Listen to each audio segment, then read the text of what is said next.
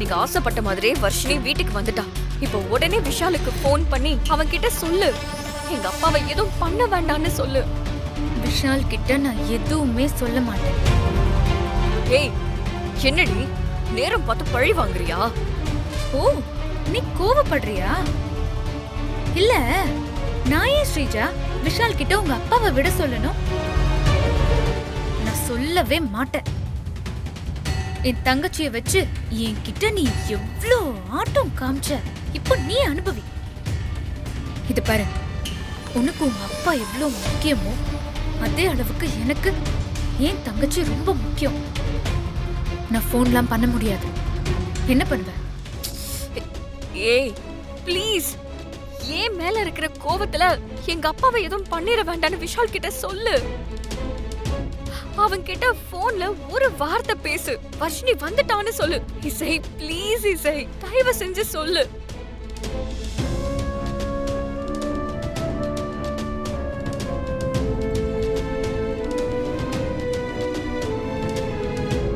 வர்ஷினி சேஃபா வீட்டுக்கு வந்துட்டா விஷால்.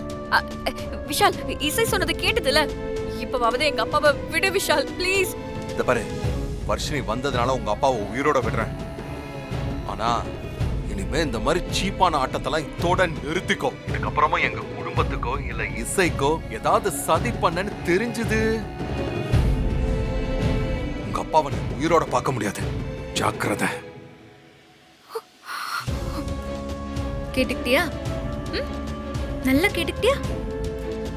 இனிமே இந்த மாதிரி ஒரு விஷயத்தை பண்ணன்னு வச்சுக்கோ, அவ்வளவுதான். இந்த இந்த வா, அங்க ஃபங்க்ஷன் நடக்குது, வா.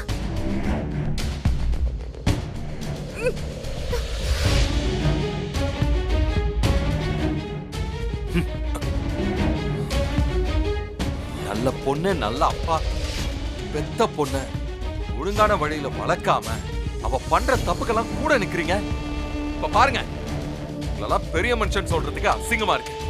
டேய் விஷால், உனக்கு நேரம் நல்லா இருக்குடா. ஆனா எனக்கான நேரம் வரும்போது உன் குடும்பத்தை மொத்தமா ஒழிச்சு கட்டுவேன். அதை நீ பாப்ப. அது வரைக்கும் உங்களை உயிரோட விட்டு வச்சிருப்பான்னு நினைக்கிறீங்களா? ஒரு மாதிரி சாதாரணமா கேஷுவலா பேசுறானு சும்மா இடம் போடாதீங்க. என் குடும்பத்து மேல மட்டும் இதுக்கப்புறம் கை வச்சிங்க இல்ல, நீங்க வச்சு பாருங்க, அப்ப தெரியும் இந்த விஷால் யாருன்னு. ஜாக்கிரதை. டேய்,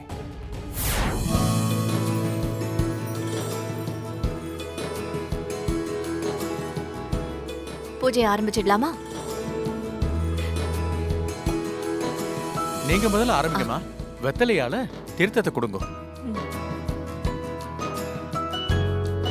இசை ஆ காட்டுமா. மஞ்சள் குங்குமம் வச்சு விடுங்க.